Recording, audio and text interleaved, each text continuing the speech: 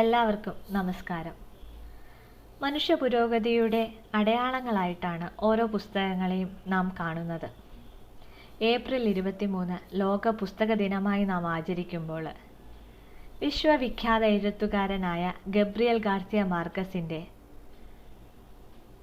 Cholera കാലത്തെ പ്രണയം എന്ന പുസ്തകത്തെ നിങ്ങളുടെ മുന്നിൽ അവതരിപ്പിക്കണം എന്ന ആഗ്രഹവുമായിട്ടാണ് ഈ വീഡിയോ ഞാൻ ചെയ്യുന്നത്.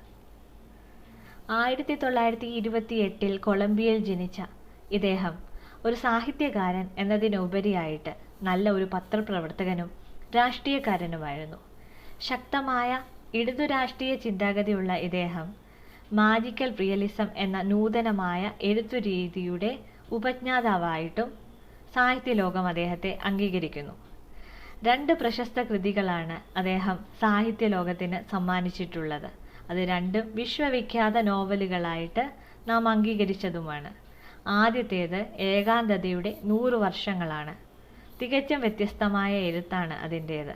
ഏറ്റവും കൂടുതൽ വിറ്റഴിക്കപ്പെട്ട നോവലും ഈ പുസ്തകത്തിന് തന്നെ. ഈ പുസ്തകം 1967 പ്രസിദ്ധീകരിച്ചത്. 25 ഭാഷകളിലായി 5 കോടിയിലധികം കോപ്പികൾ വിറ്റഴിച്ചു. എന്നാൽ വായനക്കാർ 2 കൈകളും നീട്ടി സ്വീകരിച്ച പുസ്തകമാണ് കോളറ കാലത്തെ പ്രണയം. എഴുത്തുകാരനും ഏറ്റവും പ്രിയപ്പെട്ട പുസ്തകമായിട്ട് അവകാശപ്പെട്ടത് കോളറ കാലത്തെ പ്രണയമാണ്.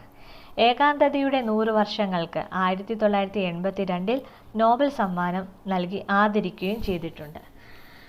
ഈ കോളറ കാലത്തെ പ്രണയം എന്ന് പറയുന്ന ഈ ഒരു പുസ്തകം വളരെ ബൃഹത്തായ ഒരു നോവലാണ്. 500-ലധികം പേജുകൾ വരുന്ന ഈ പുസ്തകം മലയാളത്തിലേക്ക് വിവർത്തനം ചെയ്തത് VK ഉണ്ണികൃഷ്ണനാണ്. ഫ്ലോറന്റീനോ അരിസ്റ്റോയും ഫെർമീന ദാസും തമ്മിലുള്ള പ്രണയമാണ് ഈ പുസ്തകത്തിലെ മുഖ്യമായും വായിച്ചെടുക്കാവുന്നത്. ധാരാളം കഥാപാത്രങ്ങളും ഉപകഥാപാത്രങ്ങളും നിറഞ്ഞ ഒരു പുസ്തകമാണ് ഇത്. ഫ്ലോറന്റീനോ അരിസ്റ്റോയും ഫെർമീന ദാസും തമ്മിലുള്ള പ്രണയം അത് അപക്വമായ പ്രണയമായിട്ട് ആദ്യം നമുക്ക് തോന്നും. മറ്റൊരു സമ്പത്തുള്ള ഒരാളെ കാണുമ്പോൾ ഫെർമീന ദാസ്, അതായത് ഒരു ഡോക്ടറിനെ കാണുമ്പോൾ തൻ്റെ പ്രണയം എന്ന് പറയുന്നത് കൂടുമുളച്ചതുപോലെയാണ് എന്ന് മനസ്സിലാക്കി ആ ഡോക്ടറിനെ വിവാഹം കഴിക്കുകയും ഇദ്ദേഹത്തെ ഒഴിവാക്കുകയും ചെയ്യുന്നു. എന്നാൽ എത്ര നാൾ വേണമെങ്കിലും തൻ്റെ കാമുകിയോടുള്ള പ്രണയം തൻ്റെ മനസ്സിൽ അത്രയും പരിശുദ്ധമായി തന്നെ കാത്തു സൂക്ഷിക്കുവാൻ സാധിക്കും എന്ന് ഒരു ദൃഢപ്രതിജ്ഞ എടുത്ത മനുഷ്യനാണ് ഫ്ലോറന്റീനോ അരിസ്റ്റോ.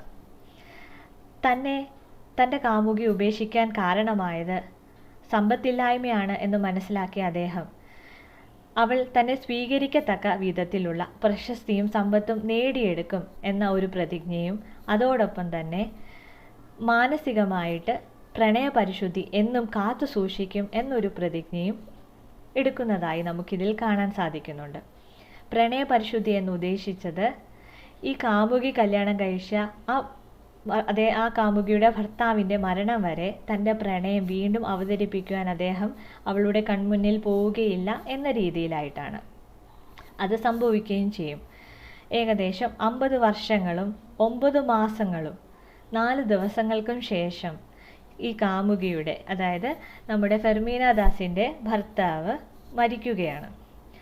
ആ മരണത്തെ തുടർന്ന് ശവസംസ്കാരങ്ങൾക്ക് ശേഷം വീണ്ടും ഈ അവസരം കാത്തിരുന്ന ഫ്ലോറന്റീനോ അരിസ്റ്റോ തൻ്റെ പ്രണയം ഫെർമീന ദാസിൻ്റെ മുന്നിൽ അവതരിപ്പിക്കുന്നു. അവൾ അത് സ്വീകരിക്കുകയും ചെയ്യുന്നു. ഈ സ്വീകരിക്കുക എന്ന് പറയുമ്പോൾ അവരുടെ പ്രായം നോക്കുകയാണെങ്കിൽ ഫെർമീന ദാസിൻ്റെ പ്രായം ഫ്ലോറന്റീന അരിസ്റ്റോയുടെ പ്രായവും ഏകദേശം 22ഉം 28ഉം ഒക്കെ ആയിട്ട് കാണാം. ഇത് വെറും അക്കങ്ങൾ മാത്രമായിട്ടാണ് ഈ എഴുത്തുകാരൻ നമ്മുടെ മുന്നിൽ അവതരിപ്പിക്കുന്നത്. പ്രണയത്തിന് പ്രായം എന്നത് ഇല്ല എന്ന രീതിയിലാണ്. അതേപോലെ ഇവരുടെ പ്രണയം പരസ്പരം ഇവരൊന്നാവുന്ന ഒരു സമയം എന്ന് പറയുന്നത് ഒരു കപ്പലിൽ വെച്ചാണ്. ആ കപ്പലിൽ അടുത്ത തുറമുഖങ്ങളിലൊന്നും ആ കപ്പൽ നങ്കൂരം ഇടാതിരിക്കാൻ വേണ്ടി തങ്ങളുടെ പ്രണയം ഒരു രീതിയിലും തടസ്സപ്പെടാതിരിക്കാൻ വേണ്ടിയും കോളറയുടെ അന്നത്തെ ചിഹ്നത്തെ അടയാളമാക്കിയ ഒരു പതാക ഉയർത്തുകയും ചെയ്യുന്നുണ്ട്. അങ്ങനെ അവരുടെ പ്രണയം വീണ്ടും പൂത്തുലയുകയാണ് ഒരു കോളറ കാലത്തിൽ. അത് മറ്റ് തടസ്സങ്ങളൊന്നുമില്ലാതെ മുന്നേറുന്ന രീതിയിൽ ഇതിൽ പുസ്തകത്തിൽ പറഞ്ഞ് അവസാനിപ്പിക്കുന്നുണ്ട്. ഇതിലെ ഫ്ലോറന്റീനോ അരിസ്റ്റോ എന്ന കഥാപാത്രം അതൊരു പ്രത്യേക കഥാപാത്രമാണ്. തൻ്റെ ജീവിതത്തിൽ ആ പ്രണയ പരിശുദ്ധി എന്നത് 50 വർഷവും 9 മാസവും 4 ദിവസവും അദ്ദേഹം കാത്തു സൂക്ഷിക്കുമെങ്കിൽ പോലും അദ്ദേഹത്തിൻ്റെ ജീവിതത്തിൽ ഏകദേശം 622ഓളം സ്ത്രീകൾ വരികയും പോവുകയും ചെയ്യുന്നുണ്ട്. അവരുമായുള്ള രതിലീലകളെക്കുറിച്ചൊക്കെ ഏകദേശം 25 പുസ്തകങ്ങളാക്കി അദ്ദേഹം എഴുതി വയ്ക്കുന്നുമുണ്ട്. ഒരു പക്ഷേ ഈ പുസ്തകത്തിൻ്റെ മോറൽ വശം നമുക്ക് ഇഷ്ടപ്പെട്ടില്ലെങ്കിൽ പോലും വായന തടസ്സമാവാത്ത രീതിയിൽ മുന്നോട്ട് തന്നെ വായനക്കാർ ഏറ്റെടുക്കുമെന്നത് ഉറപ്പായ കാര്യമാണ്.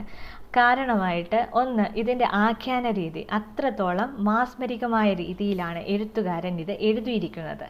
രണ്ടാമതായിട്ട് ലാറ്റിൻ അമേരിക്കൻ സംസ്കാരത്തെ 2 നൂറ്റാണ്ടുകളിൽ നടന്ന സംഭവങ്ങളെ എഴുത്തുകാരൻ വളരെ വ്യക്തമായിട്ട് നമ്മുടെ മുന്നിൽ അവതരിപ്പിക്കുന്നു.